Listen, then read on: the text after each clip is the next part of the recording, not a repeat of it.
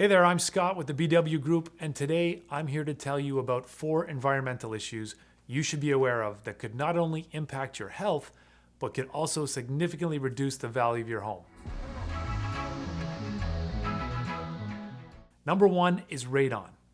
This is a radioactive gas found in the soil that can seep into buildings through foundations, crawl spaces, floor drains, or sump pump pits.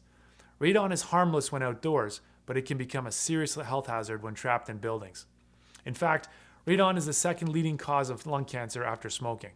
It has no odor, taste, or color, and is impossible to detect without a device like this one that you can buy online for $45 from the Quebec Lung Association. Unlike mold or asbestos, a radon test takes 3 months for an accurate reading. So this is certainly not something you want to worry about when you list your house. It's best to get this done in advance to avoid last-minute surprises when selling, and most importantly, to protect your family while you're living in your home.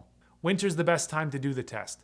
Just follow the instructions provided, and after 3 months, mail your test kit to the lab using the return packaging provided. You'll receive your test results back within a few weeks, letting you know if any action is required. If your levels are higher than recommended, the good news is it's not that expensive to remediate, and we know of a few local companies who can help you get it done. Make sure you save your report as well, so you have it when it comes time to sell. As more people become aware of this issue, it's going to be something you want to get in front of well before you decide it's time to sell. Number 2 is pyrite. This is a very common mineral found in crushed stone that's used in backfill material under concrete slabs in garages and basements. Pyrite issues have been identified in 91 cities across the Greater Montreal area, so it's not just in the South Shore. Here in the West Island, the higher risk areas include Lachine, Dorval, DDO, Pointe Claire, Kirkland, Pierrefonds, Roxborough, and Beaconsfield. The presence of reactive pyrite in the backfill can cause a section or the entire slab to lift and heave, which could potentially cause structural damage to foundation walls. The most common signs are star-shaped cracks and heaving. Now, it's important to understand that it is normal for concrete slabs to develop settlement cracks. Long, thin cracks are most likely not caused by swelling due to the presence of pyrite.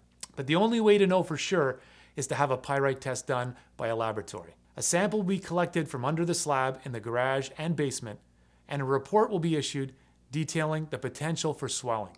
This index ranges from 0 to 100. 0 to 20 is generally considered minor and very low risk.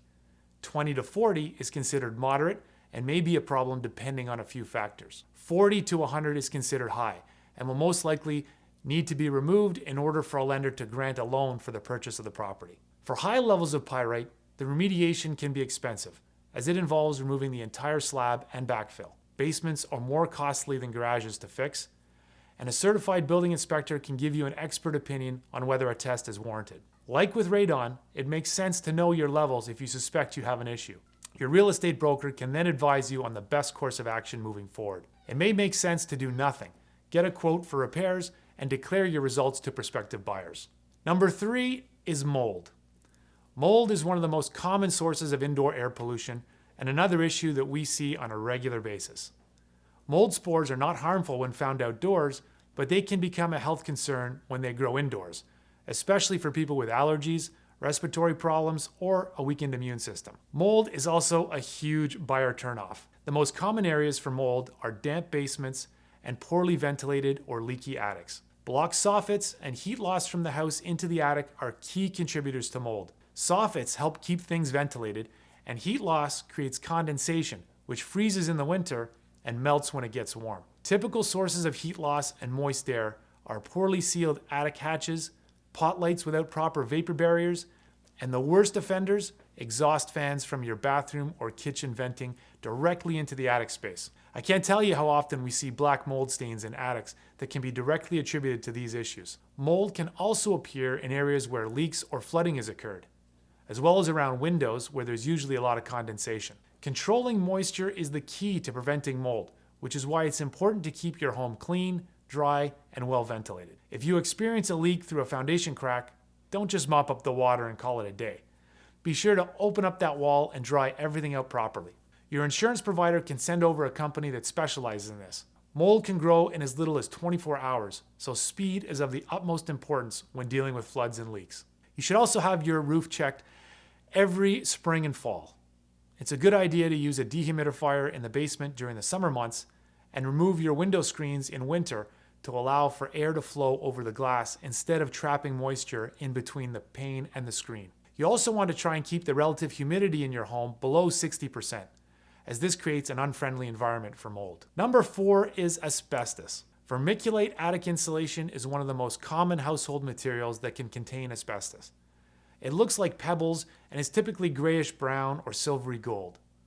The health risk is related to fibers that can become airborne if the insulation is disturbed during renovations or demolition. If you've done your seasonal attic inspection and you find out that your attic contains vermiculite, you should have it tested just to be sure. You should also be aware of other building materials in your home that could contain asbestos, such as 9x9-inch vinyl tiles, as well as plaster or stucco ceilings. The best way to minimize your risk of asbestos exposure is to avoid disturbing the materials in any way before testing them. If you decide to remove it, be sure to hire a professional asbestos contractor to have it removed safely. This remediation can also be expensive, but like pyrite, it makes sense to know before it's time to sell.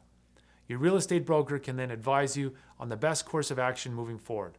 If you don't plan on doing any renovations, it may make sense to do nothing, get a quote for remediation, and declare your results to the prospective buyer. If you've recently bought your home and discover one of these issues, you may have recourse against the previous owner. There is legal protection in Quebec against hidden defects, so be sure to watch our video on hidden defects for more information on this topic. So there you have it, a summary of 4 key environmental issues that can cause major problems when it comes time to sell. As a homeowner, you're much better off finding out now and dealing with these issues well in advance to avoid having a deal fall through at the 11th hour.